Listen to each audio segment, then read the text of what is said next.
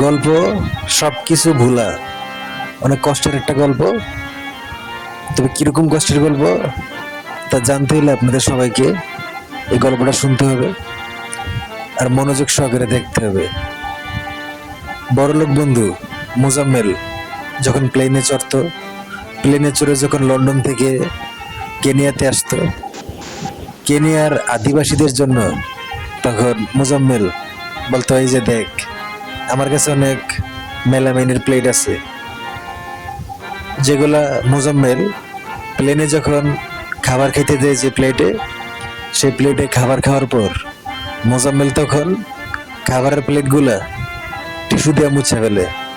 মুছার পর কেনিয়াতে নিয়ে আসে।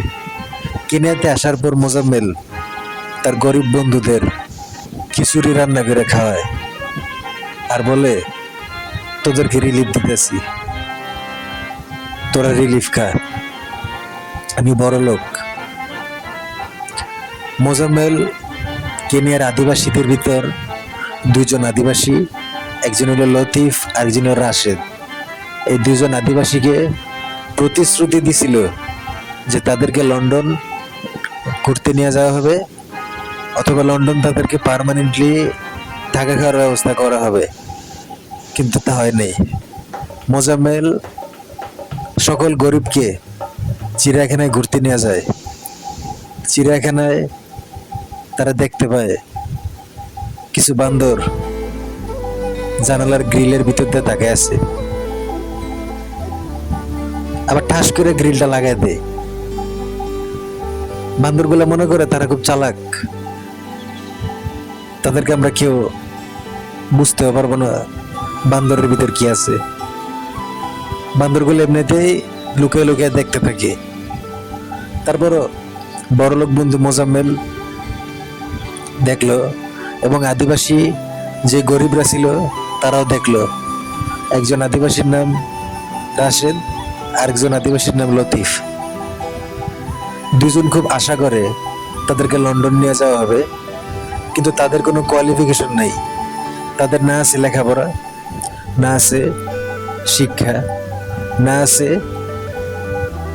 টাকা পয়সা, কিছুই নেই। পাসপোর্ট নেই, ভিসা নেই, পরিবারে কেউ নেই, তারা এতিম।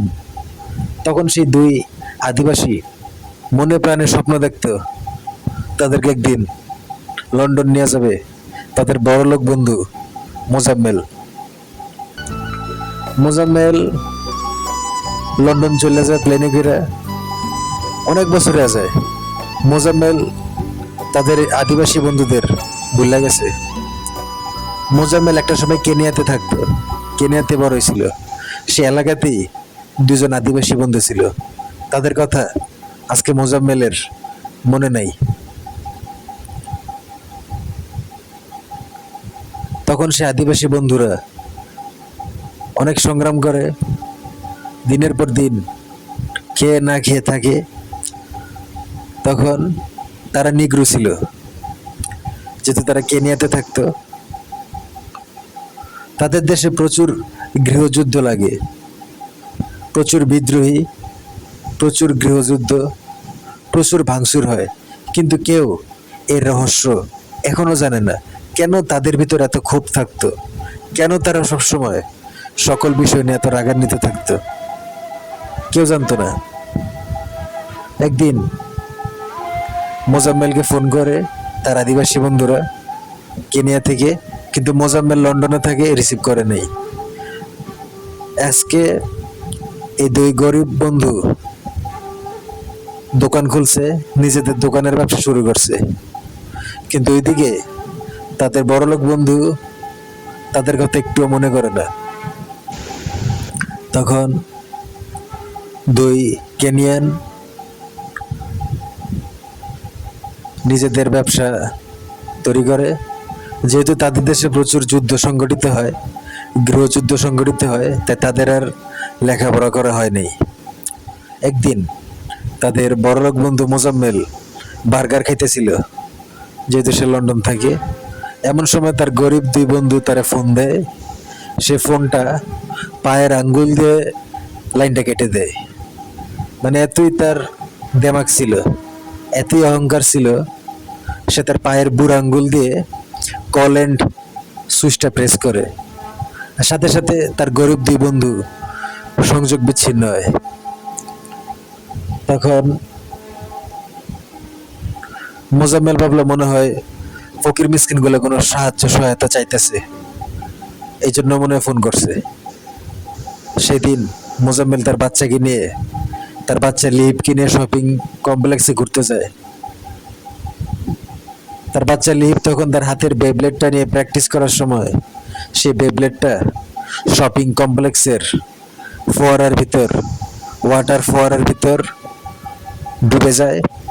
ডুবে যাওয়ার পর সেই বেবলেটটাকে আর পাওয়া যায় না। চারদিকে ছিল স্টিলের বেড়া, ভিতরে প্রবেশ নিষেধ। অর্থাৎ মোজাম্মেলের বাচ্চা লিহিবের যে বেবলেট, সেই বেবলেট এখন পানির ভিতর, অনেক গভীরে, ফোয়ারার ভিতর। এটার কখনো ফিরে পাওয়া সম্ভব না। তখন মোজাম্মেল তার বাচ্চা লিহিবকে নিয়ে, তার ছেলেকে নিয়ে যখন সে বেবলেট কিনতে যায়, তখন দেখে দোকানে লেখা আছে বেবলেট আউট অফ স্টক। অর্থাৎ ইউকে, ইউএসএ, টোটাল আন্তর্জাতিক মার্কেটে বেবলেটের স্টক শেষ, বেবলেট আর কোনোদিনও পাওয়া যাবে না। তখন বাচ্চা, তাদের ছেলে লিহিব খুব কান্নাকাটি করতে থাকে। সে কিভাবে বেবলেট টুর্নামেন্টে পার্টিসিপেট করবে। সে তখন খাওয়া দাওয়া ছেড়ে দেয়, সে তখন রাতে ঘুমানো ছেড়ে দেয়। সে সারাদিন টেনশনে থাকে, যেহেতু দোকানে আউট অফ স্টক, কোনো বেবলেট নাই। তখন তার বাবা মোজাম্মেল এত বড় লোক হওয়া সত্ত্বেও বেবলেটের স্টক শেষ হওয়াতে বেবলেট আর কিনা সম্ভব হয় না। তখন তাদের বাসার সবাই তাদের ছেলে লিহিবের টেনশনে তারাও অসুস্থ হয়ে যায়, হাসপাতালে ভর্তি হয়। যেহেতু লিহিব এতদিন খাওয়া দাওয়া করে নেই, তার পেটের ভিতর আলসার হয়, এবং কি লিহিব দুধ খাওয়ার সময় দুধের ফিডারের যে ঢাকনা, সেই ঢাকনা তার গলার ভিতর আটকে যায়। অনেক কষ্টে ডাক্তাররা তার গলার ভিতর থেকে দুধের ফিডারের ঢাকনা আঙ্গুল দিয়ে বাইর করছে।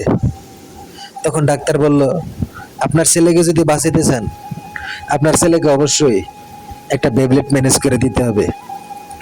আপনি যদি বেবলেট ম্যানেজ করে দিতে পারেন, তাহলে অবশ্যই আপনার ছেলে বাঁচতে পারবে।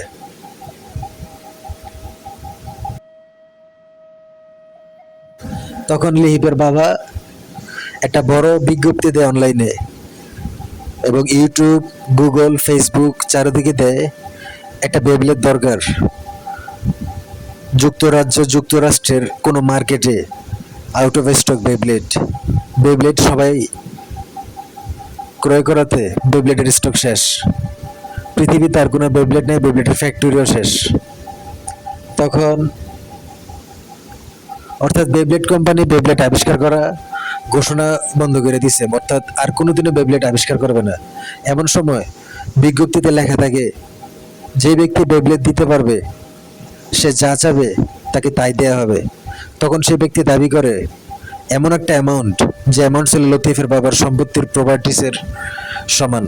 লতিফের বাবা, লিহিবের বাবা তখন রাজি হয়, যেহেতু তার ছেলে লিহিবকে বাঁচাইতে হবে। তখন মোজাম্মেল তার সম্পত্তি বিক্রি করার জন্য রাজি হয়, বেবলেট ক্রয় করতে চায়। ঠিক সেই সময় চিৎকার করে আসে লতিফ কেনিয়া থেকে। দরজার খোলা ছিল। লতিফ এসে বলে, মোজাম্মেল, আমাকে চিনছেন? আমি আসছি, এই নেন আপনি বেবলেট। একই বেবলেট, সেম বেবলেট আমি আপনাকে ফ্রিতে দিব। আমি আপনার অনলাইন বিজ্ঞপ্তি দেখতে পারছি, আপনার ছেলে মৃত্যুসজ্জায় হাসপাতালে, এই ব্যাপারটা নেন। তখন মোজাম্মেল দেখে তার কোটি কোটি টাকার সম্পত্তি রক্ষা করছে লতিফ। যে লতিফ ছিল কেনিয়ান, তাকে পাত্তা দেয় নাই, তাকে অবহেলা করছিল। তখন মোজাম্মেল লতিফের কাছে ক্ষমা চায় আর খুব লজ্জিত হয়। তখন সকলে, মোজাম্মেল তখন প্রতিষ্ঠিত দোকানদার, দোকান ব্যবসায়ী, লতিফ আর তার ভাই রাশেদের দোকানে ঘুরতে যায়। কেনিয়াতে তারা ভ্রমণ করে। তখন মোজাম্মেল লতিফকে জিজ্ঞেস করে, বল লতিফ, তুই কি চাস? কারণ তুই আমার ছেলের জীবন রক্ষা করছস। তখন লতিফ আর রাশেদ বলে তারা কিচ্ছু চায় না। তারা বলে তাদের মনে আছে যে বিদেশ থেকে এসে আপনি আমাদেরকে খিচুড়ি রিলিফ দিয়েছিলেন, আপনি বিদেশ থেকে আসার পর আমাদেরকে চিড়িয়াখানায় ঘুরতে নিয়ে গেছিলেন। আমরা তখন অনেক ছোট ছিলাম, কিন্তু আজকে আমরা প্রতিষ্ঠিত দোকান ব্যবসায়ী। আজকে আমাদের অনেক মুনাফা আসে আমাদের দোকান থেকে। তারপর একদিন সিআইডি সোর্স কম্পিউটার ডাক্তারদের, কম্পিউটার হাসপাতালের ডাক্তারদের কম্পিউটার থেকে বের করতে পারে লতিফ নামের একজন ফ্রিতে নাকি বেব্লেড দিয়ে ওষুধ হিসেবে কাজ করে, তার বেব্লেড একটা বাচ্চাকে রক্ষা করতে। তখন ডাক্তার এই কথাটা কাউকে না বললো, ডাক্তার নোট করে রাখছিল মাঝে মাঝে বেব্লেড ওষুধ হিসেবে কাজ করে, যেহেতু বাচ্চা লিহিপ বেব্লেডের কারণে তার জীবন ফিরে পাইছে। তখন পুরো পৃথিবী সাংবাদিকরা লতিফের কাছে আসে, বলে লতিফ ভাই আপনি কি চান? তখন লতিফ বলে যে সে কিচ্ছু চায় না। লতিফ তখন কিচ্ছু চায় না, কারণ লতিফ লোভী না। লতিফ বলে সে তার নিজের মেধার জোরে, তার জন্য আল্লাহ তার জন্য যেই উপহার রাখছে বা পুরস্কার রাখছে সেটাই সে পাবে। তখন অনেক দিন হয়, লতিফ আর তার ছোট ভাই রাশেদ দোকান পরিচালনা করতে থাকে। দোকানের ব্যবসা হয়, অনেক মানুষ আসে, তাদের ব্যবসায় সবুজ বাতি জ্বলে।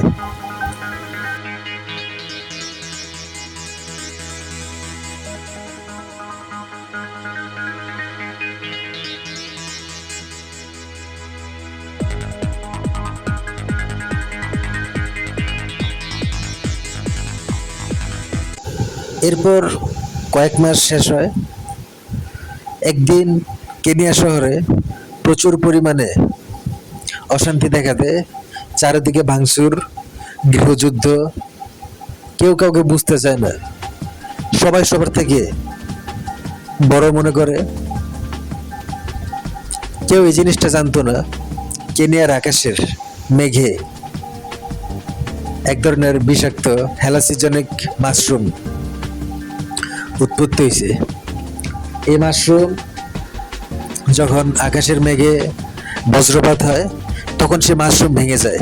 ভেঙে যাওয়ার পর সে মাশরুম মেল্ট হয়। মেল্ট হওয়ার পর নদী পানিতে মিশার পর সে পানি যখন কেনিয়ার মানুষ পান করে, তারপরেই প্রতিটা মানুষ হ্যালাসিনেট হয়। হ্যালাসিনেট হওয়ার পর সবাই খুব রাগান্বিত হয়, একে অপরের সাথে ঝগড়া লাগে।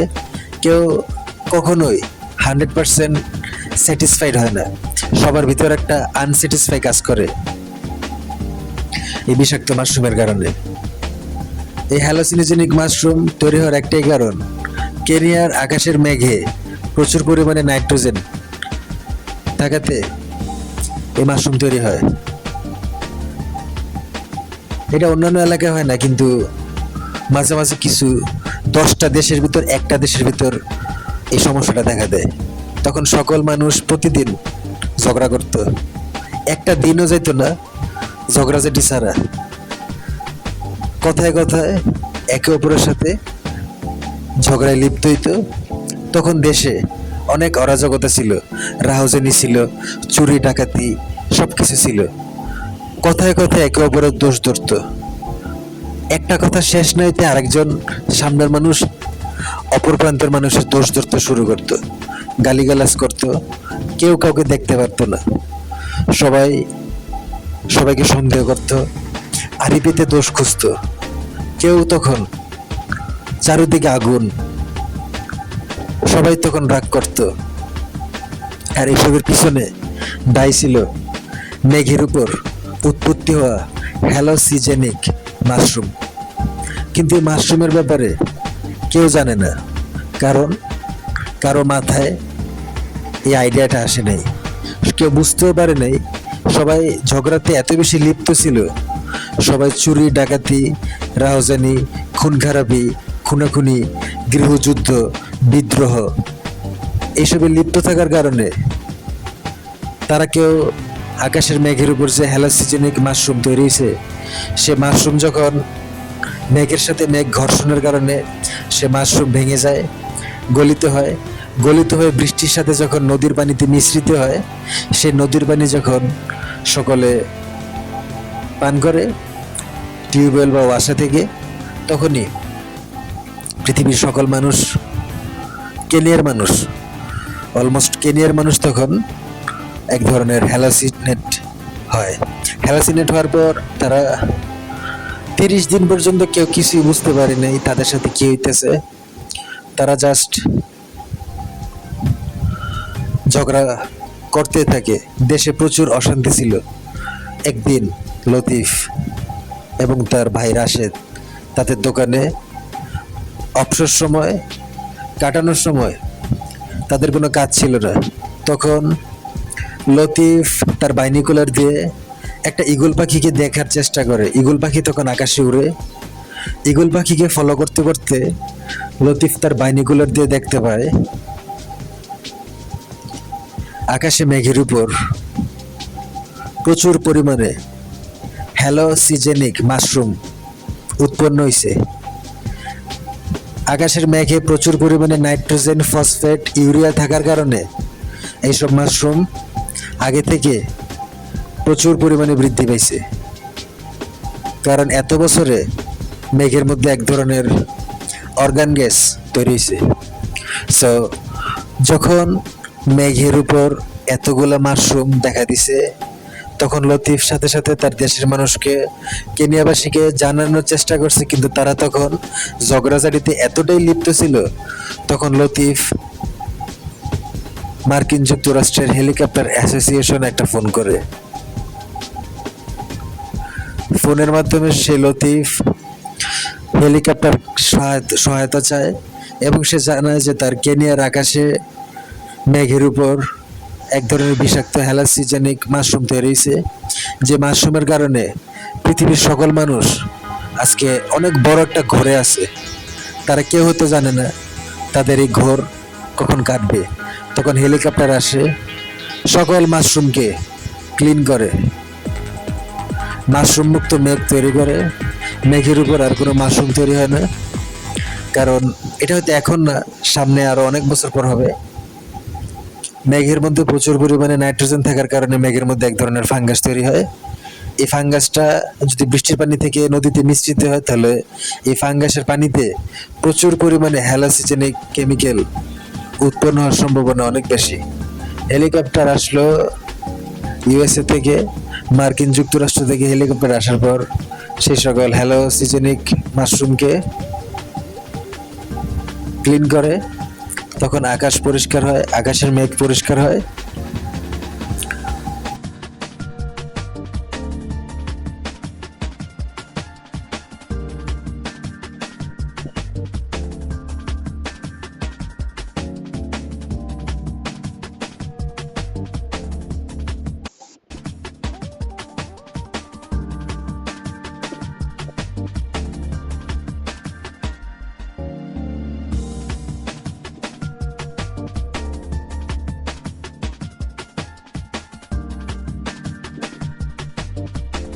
তারপর কি হয়, লতিফের জীবনে কি হয় তা মনে হয় আর বলতে হবে না।